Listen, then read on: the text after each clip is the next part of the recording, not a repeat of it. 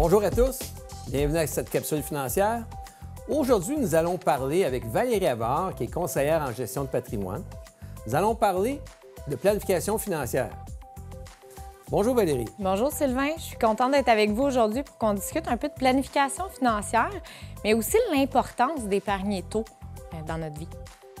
Valérie, commence par nous parler du moment idéal pour qu'on devrait faire une planification financière.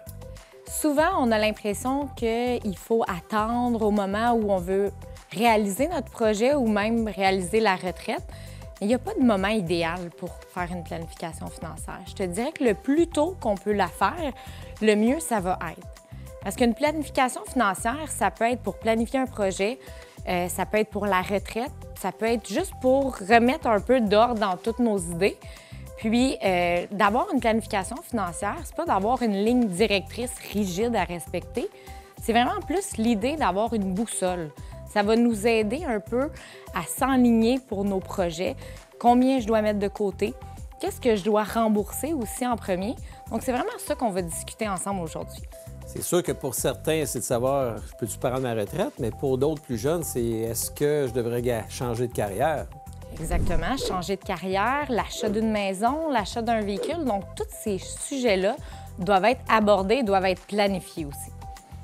Donc ici, dans le tableau, Sylvain, tu peux voir l'importance d'actualiser sa planification financière au fil du temps. Tu peux voir sur la ligne de vie qu'il va y avoir différents objectifs qui vont s'associer à chaque tranche d'âge. Pour certaines personnes, l'âge va être différent. Par contre, les projets de vie, généralement, se suivent un peu pour tout le monde. Donc ici, dans la première phase, tu peux voir l'objectif carrière. On va dire entre 18 et 34 ans, ça va être l'importance de commencer à épargner. Ça va être pour l'achat d'une maison, comme je disais tout à l'heure, ou d'un véhicule. On va souvent faire la première rencontre avec un conseiller en finance pour remettre de l'ordre puis en apprendre un petit peu plus sur ce sujet-là. Après ça, on va apprendre à bâtir son portefeuille. On va faire notre première entrée sur les marchés financiers. Après ça, on va tomber dans l'objectif famille. Ça peut être l'achat d'une maison. On va commencer à avoir des enfants aussi. Donc, ça a un impact, veut pas, sur les finances. Donc là, on va commencer à utiliser plus des engagements financiers comme des hypothèques, des prêts personnels, des marges de crédit. Puis, on va mettre aussi de l'argent de côté pour une planification retraite aussi. Mais il va falloir planifier ces objectifs-là de vie. Par la suite, on va tomber dans ce qu'on appelle l'objectif retraite. Là, on va avoir moins d'engagements financiers. On va avoir eu des promotions aussi à travers le temps. Notre liquidité va augmenter aussi à travers le temps. Donc là, on va commencer à se préparer pour la retraite. Donc, combien je dois mettre de côté? Le mettre en REER, je le mets en CELI, est-ce que je mets des régimes enregistrés épargne-études pour les enfants? Donc, ça, c'est des questionnements qu'on doit revoir dans notre planification financière. Et par la suite, vers la fin de l'objectif retraite, on va tomber dans une phase finale d'accumulation. Parce que là, ça va être le moment de tomber à l'objectif ultime qui est de prendre notre retraite. Là, on va changer un peu notre mindset de dire « OK, j'ai accumulé de l'argent toute ma vie, mais là, il faut que je commence à utiliser ces épargnes-là pour me verser un salaire aussi mensuellement. » Donc, on va tomber dans la phase protection qui va tomber dans 65 ans et plus. On va vivre sa retraite. C'est quoi les projets à la retraite? Est-ce que je veux voyager? Est-ce que je veux m'acheter un chalet ou autre? Donc, c'est des choses à laquelle on doit réfléchir. Et on veut générer des revenus aussi de nos placements pour pouvoir vivre aussi avec ces placements-là. Et par la suite, on finit par planifier sa succession. Donc, on parle de planification successorale. Qu'est-ce qui va se passer le jour où je décède? À qui je donne mes argents? Est-ce que c'est au conjoint? Est-ce que c'est aux enfants? Est-ce que je fais des legs particuliers? Donc, il y a vraiment une importance cruciale à optimiser son plan à travers les années. C'est bien expliqué, c'est très intéressant de t'écouter, Valérie. Souvent, quand je rencontre des gens et on parle de planification financière, une des questions qui revient souvent, c'est est-ce que je dois rembourser mon hypothèque? Est-ce que je dois faire de l'épargne ou est-ce que je dois mélanger les deux?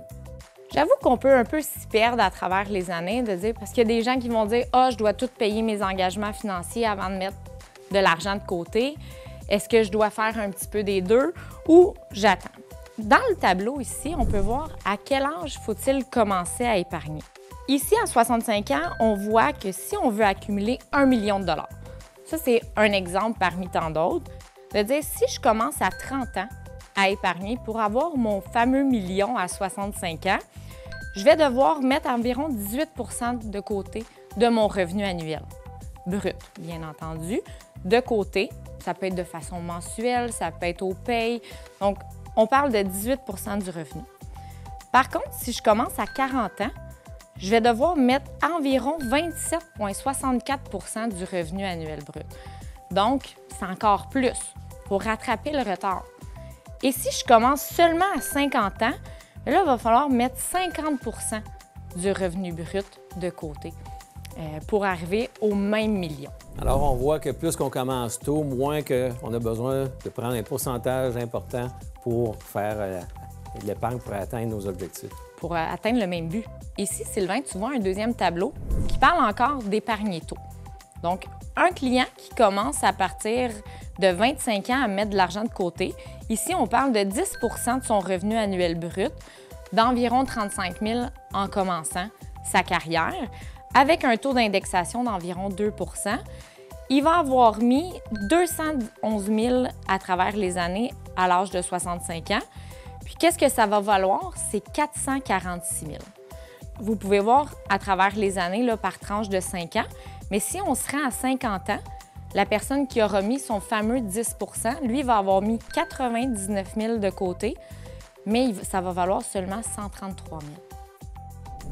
Valérie, il faut comprendre les intérêts composés. Ça fait des petits avec le temps. Exactement. C'est ce qu'on appelle la magie de l'intérêt composé. Pendant que vous travaillez, vous avez fait un salaire annuel, mais votre argent aussi travaille à côté. Donc, c'est vraiment intéressant de dire, OK, oui, j'ai des engagements financiers, des dettes, mais il faut que je mette de l'argent aussi de côté. Donc, de cette façon-là, ça travaille, puis on va avoir moins de sacrifices à faire au moment de la retraite ou proche pour accumuler le même nombre d'argent. De l'argent, ça fait de l'argent avec les années. Exactement. Valérie, on a aussi des dettes d'accumuler qui peuvent avoir des taux d'intérêt un peu élevés. Ça prend aussi un plan pour rembourser les dettes. Oui, exactement, Sylvain, parce que quand on a fini de payer nos dépenses fixes, donc là, on va parler d'hypothèque, les charges foncières, l'épicerie et autres, il faut savoir qu'est-ce qu'on fait avec nos surplus. Est-ce qu'on se gâte un petit peu plus ou on met de l'argent de côté? Donc, il faut faire un plan pour dire c'est quoi que j'optimise en premier. Plan de match, plan de match, plan de match. Exact. Mais là, on ne parle pas d'un régime strict, là. On parle juste de savoir où on va mettre notre argent. Dans le tableau ici, on peut voir rembourser vos dettes ou épargner, quelle option choisir. Donc, la première étape cruciale, c'est vraiment d'avoir un fonds d'urgence. On s'entend, le fonds d'urgence va servir si jamais on a une invalidité, un imprévu, un pépin financier, on va aller chercher cet argent-là. Donc, on prévoit environ un 3 à 6 mois de salaire pour pouvoir combler ces imprévus-là de la vie. Par la suite, on va aller essayer d'optimiser tout ce qui est régime enregistré épargne-études. Donc là, ça va être pour nos enfants. On veut optimiser ce compte-là parce qu'on va aller chercher les subventions gouvernementales. Puis tout l'argent qu'on va avoir accumulé dans ce compte-là va être à l'abri de l'impôt jusqu'au moment du retrait. Par la suite, là, c'est sûr que si on a des cartes de crédit, des marges de crédit ou des taux d'intérêt quand même assez élevés, on va vouloir rembourser ces dettes-là aussi.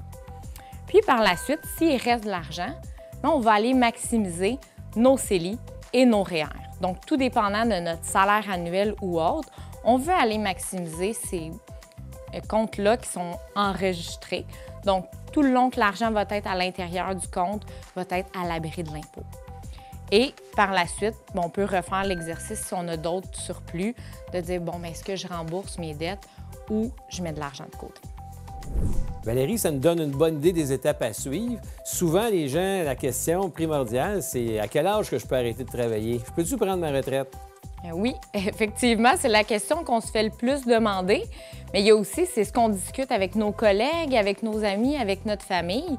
Mais avant de dire est-ce que je suis correcte pour la retraite ou non, il faut se poser certaines questions. Donc, ça va être très intéressant de se poser des questions avant d'aller voir quelqu'un pour réfléchir à c'est quoi le type de retraite qu'on veut. La retraite, pour moi, c'est pas nécessairement la même retraite pour toi. Donc, il faut vraiment prendre le temps de faire une pause puis de réfléchir à ces questions-là. Pour certains, là, juste aller prendre des marches, ça fait l'affaire. Pour d'autres, aimeraient dépenser des centaines de milliers de dollars par année. Exactement. Ce qui m'amène à un autre tableau. Êtes-vous prêt pour la retraite? On estime que 67 des Canadiens interrogés avaient pris du retard dans leur épargne retraite. Il y a aussi 72 des Canadiens qui travaillent avec un conseiller en février 2023 estimaient que leur bien-être financier était bon ou excellent, contre 48 des ménages qui ne travaillent pas avec un conseiller financier. Donc, on voit que ça donne quand même un bon air d'aller quand on est accompagné d'un professionnel. 54 des Canadiens n'ont pas de plan retraite. Donc, on ne le sait pas. Si on arrête de travailler demain matin, ça va être quoi nos revenus?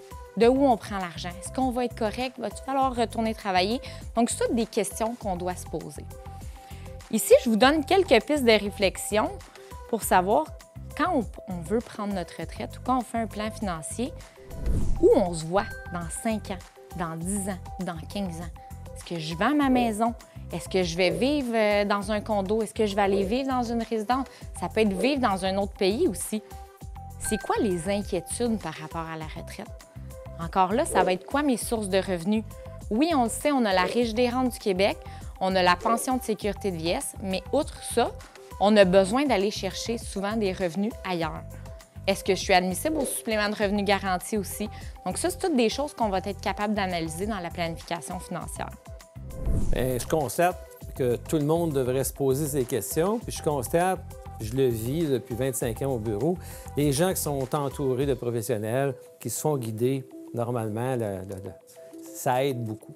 Oui, parce que ça va nous donner des conseils, puis surtout, comme je dis, les pistes de réflexion vont nous permettre de réfléchir à ça. Puis encore là, ça reste une boussole, une planification financière. Est-ce que ça va changer à travers le temps? Absolument. Mais c'est pas grave, on va le mettre à jour, puis on va travailler à partir de ça. Mais l'important, c'est de se poser ces questions-là. Merci beaucoup, Valérie, pour toutes tes explications qui, moi, me semblent très inspirantes. Alors, au plaisir de faire une prochaine capsule financière sur le sujet. Merci, Sylvain, de m'avoir invité pour parler de planification financière aujourd'hui. Puis je pense que tout le monde devrait se poser ces questions-là. Puis au plaisir d'en parler très bientôt encore. Merci de votre présence. À la prochaine. Merci beaucoup. À la prochaine.